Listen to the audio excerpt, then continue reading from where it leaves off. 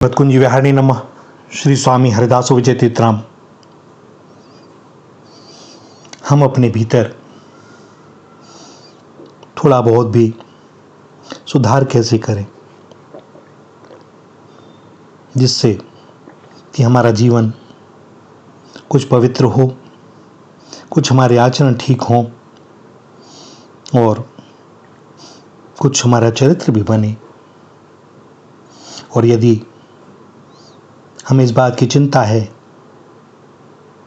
तो क्या करें भैया? किसी का भी दोष मत देखो। किसी का भी दोष न देखने से अच्छे बन सकते हैं। जो दूसरों के दोषों को देखता है वह उन दोषों को आकृष्ट कर स्वयं दोषमय बन जाता है, क्योंकि जैसी दृष्टि वैसी सृष्टि। हमारे अंदर दोष हैं तो हमें सामने दिखाई देते हैं, क्योंकि हमारा उनसे परिचय है और एक ही जाति होने से हम उन्हें तत्क्षण पकड़ लेते हैं। और इसीलिए संतों को कहीं भी कोई दोष दिखाई नहीं देता कि जग कैसा ये मूसा, जैसे हम हैं जैसी दृष्टि वैसी सृष्टि। तो यदि हम सचमुच में अपने अंदर सुधार करना चाहते हैं तो हम अदोषदर्शी बने, क्योंकि दूसरों के दोष देखने के समान कोई पाप नहीं है। जो अन्याय करता है वह तो कर ही रहा है। हम उसके अन्याय को देखकर ढोल बजाकर अपनी आंख और जीभ को भी कलंकित करते हैं। आंखें मिली हैं सबको भगवान के स्वरूप में दर्शन करने के लिए, प्रणाम करने के लिए। जीभ मिली है भगवान के नाम रूप लीला गुणगान को करने के लिए। और आंख और जीभ को यदि हम दूसरों के दोष देखने में और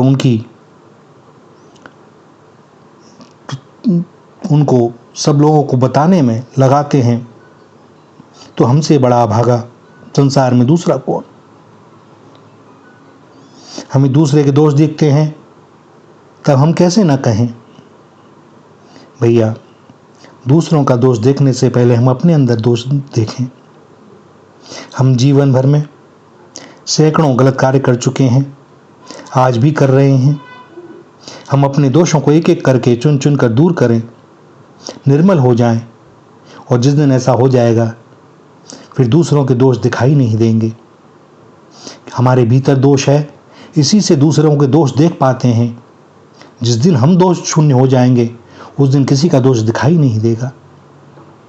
हम जिस प्रकार छिद्रान्वेषण के द्वारा दूसरों के दोष देखते हैं, इसी प्रकार जिस दिन अपने दोषों को देखेंगे उसी दिन निर्मल हो जाएंगे। और ऐसा नहीं है कि अशिक्षित लोग ऐसा करते हैं भैया, बड़े बड़े विद्वान शिक्षित लोग ऐसा करते हैं। बस वे ढूंढते रहते हैं कि एक वाक्य, एक शब्द कुछ ऐसा मिल जाए, लिखा हुआ, बोला हुआ, और बस हम पीछे लग जाएं कि देखो इनकी यह स्थिति है। भैया उसकी तो जो स्थिति है सो है। विचार करें कि हमारी स्थिति क्या है। तो फिर हमारे ये दोष दूर कैसे हों?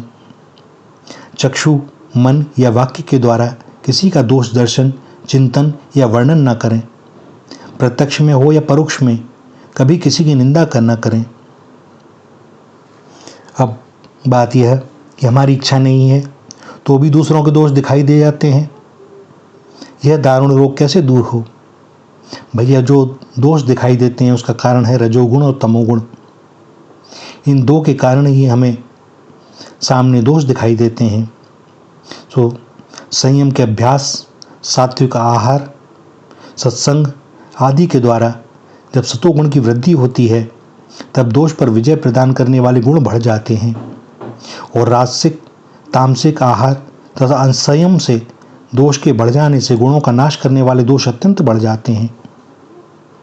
जिस प्रकार व्यक्ति अपनी और अपने संतान की हित कामना करता है, उसी प्रकार जब वह सर्वभूतों का हितकामी बन जाता है तब उसके द्वारा हरि सर्वदा सुखपूर्वक तुष्ट होते रहते हैं। व्यक्ति जिस प्रकार अपने सिर, हाथ आदि अंगों को कभी भी दूसरे का नहीं मानता, उसी प्रकार जो भगवत परायण है और भगवान को उनकी कृपा से समझ गए हैं, वह किसी भी प्राणी के ऊपर यह प्राणी तथा इसके सुख दुख आदि मुझसे भिन्न है ऐसी परखी बुद्धि का आरोप नहीं करते।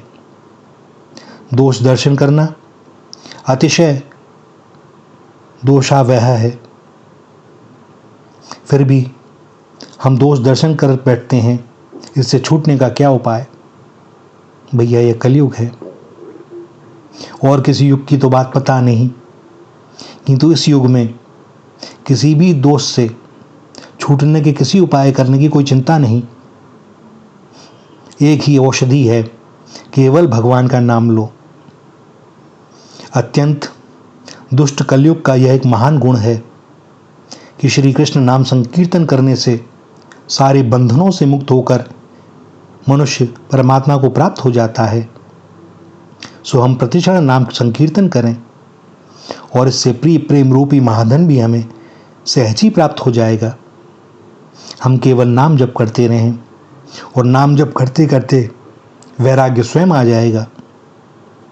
विषयों से वैराग्य उपस्थित होते ही अपने ही दोषों की ओर दृष्टि जाएगी और बहुत शीघ्र ही हमारे चित्त की सारी कलमशता समाप्त हो जाएगी, चित्त निर्मल हो जाएगा। सो हम बस नाम लें, नाम जप करें, सबको भगवत स्वरूप समझकर प्रणाम करें, मान लें, क्योंकि मानना बहुत जरूरी है। गणित का भी कोई प्रश्न जब हल करते हैं तो यह निकालने के लिए कि इसका हल कैसे हो, उत्तर कैसे आवे, तो सबसे पहले मान लिया जाता है कि जो हमें खोजना है, जो प्राप्त करना है, वह x है। और जब आप x लगा देते हैं, फार्मूला लगा देते हैं, तो उत्तर आ जाता है। तो संतों और शास्त्रों ने कहा है कि मान लो, बस आप उनकी बात मान लो। क्यों गणित के फार्मूले मान लेते हो विद्या अध्ययन करते समय? तो शास्त्र और संतों की बात क्यों नहीं मानते कि मान लो भगवान है और नाम जप करो, यह फार्मूला है। और इससे प्रश्न ना हल हो तो भैया फिर सारा दोष इस दास पर डाल देना, किंतु मेहनत करना, लगे रहना। अनंत जन्मों की विषय वासना नष्ट होनी है, समय तो लगेगा। हालांकि वे यदि नटनागर चाहेंगे तो पल भर भी ना लगेगा, क्योंकि वे किसी साधन का विषय नहीं है। साधन तो हमें इसलिए करने पड़ते हैं कि हमारा चित्त कुछ निर्मल हो जाए, कुछ कलमश धुल जाए, वह दिखने लगे, क्योंकि वह तो है ही है। केवल बातों तक ना रह जाए कि सर्व खलविदम ब्रह्म, जित देखूं तित तू ही तू। अनुभव भी तो हो कि वही है, मेरे तो गिरधर गोपाल, दूसरों न कोई, दूसरा कोई है ही नहीं, एक वही गिरधर गोपाल। कुछ प्रयत्न हम करें, बाकी सब उन पर छोड़ दें, प्रार्थना करें, और वे सब समय हमें अपने हृदय से लगाने के लिए आतुर हैं। विश्वास करिए, यह सत्य है। श्री राधा, श्री राधा, श्री राधा।